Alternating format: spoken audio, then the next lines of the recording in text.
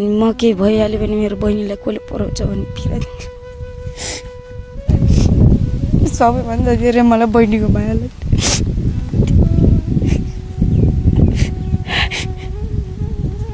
आफूले त पढ्न पाएन, बहिनीलाई पढाउन मन छ है हिमाल? म केही नगरेर सकेर पनि म एउटा किडनी बेचेर मेरो बहिनी पढाउँछु।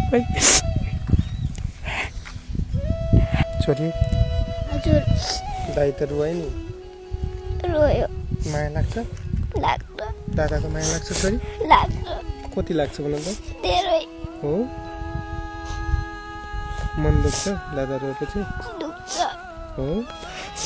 ठुलो मान्छे भएर के भन्ने? हेर त दाइले यति धेरै गाडीमा यो उमेरमा सहचालकको काम गर्न कति गाह्रो छ। त्यति दुःख गरेर 100-200 कमाएर तिमीलाई पढाइरहेछन्। ठुलो मान्छे भनेर के भन्ने छोरी? म डाक्टर बन्ने। डाक्टर बन्ने? डाक्टर बनेर कसको उपचार गर्ने सुरुमा? बाबाको गर्ने।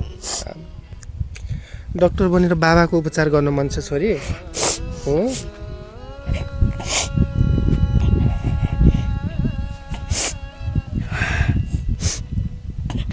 पहिले बुवा राम्रो हुँदा तिमीले पनि पढ्न पाएको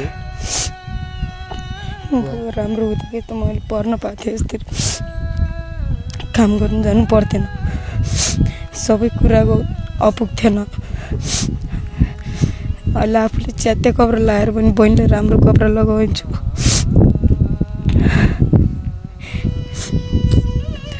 तिमी त महान भक्ताई हो।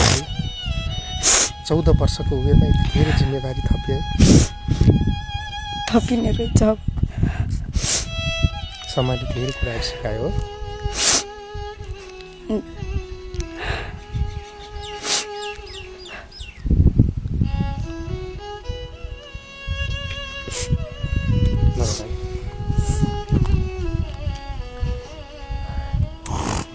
छोरी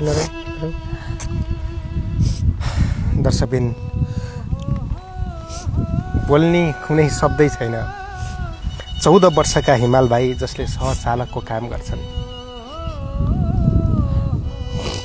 घोराई तुलसीपुरमा चल्ने गाडीमा सहचालकको काम गरेर दिनको 200-300 रुपियाँ कमाएर आफ्नो बहिनीलाई पढाइरहेका छन्। घरको जिम्मेवारी यिनकै काँधमा छ।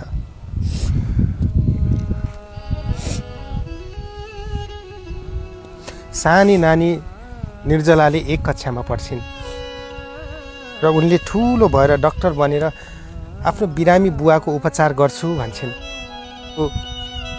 हिमालको बुवा राजनको केही समय अगाडि राम्रै थियो, राम्रो ग्रिलको व्यवसाय गरेर बसिरहनु भएको थियो। कामबाट फर्किने क्रममा बाइक दुर्घटनामा परेर उहाँको टाउकोमा गम्भीर चोट लाग्यो।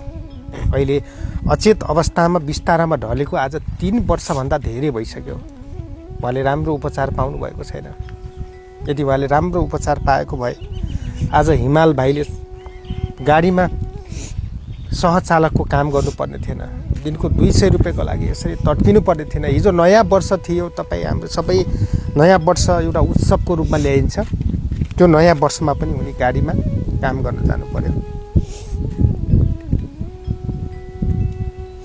यो परिवार यति बेला आमा बुवा सबैको माया ममताबाट तडपिरहेको छ। एउटा 14 वर्षको किशोर जो पढ्ने लेख्ने समय थियो, यो समयमा आफ्नो घर परिवारलाई कसरी साँझ बिहानको खाना कसरी जुटाउने भनेर सङ्घर्ष गरिरहेको छ। दर्शकहरू, यस्तो बिजोग परिवार।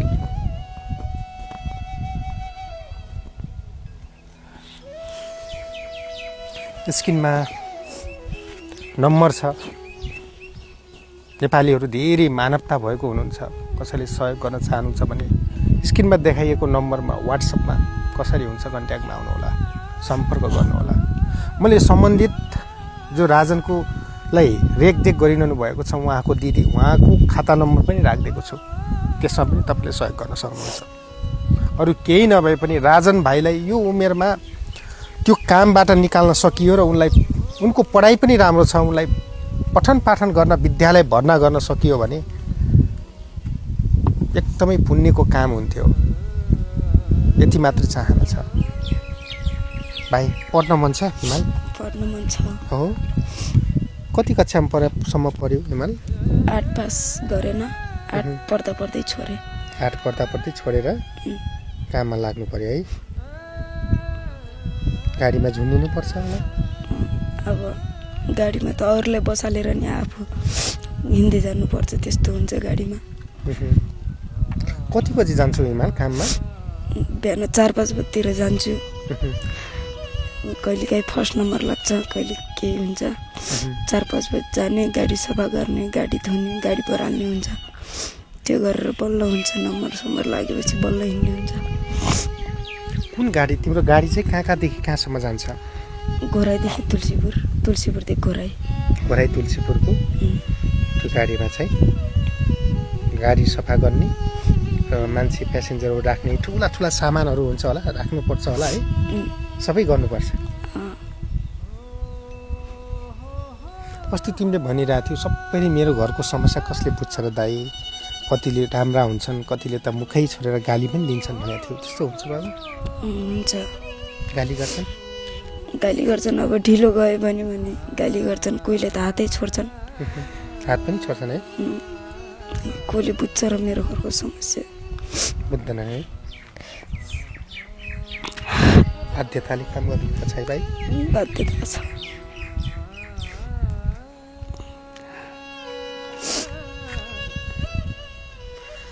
धेरैजना देश विदेशबाट हेरिरहनु भएको छ।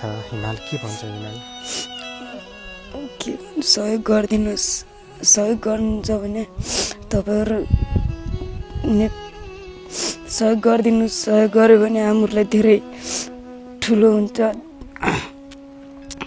म काम गर्न जानु पर्दैन, अरूको गाली सुन्नु पर्दैन, अरूको पिटाइ खानु पर्दैन।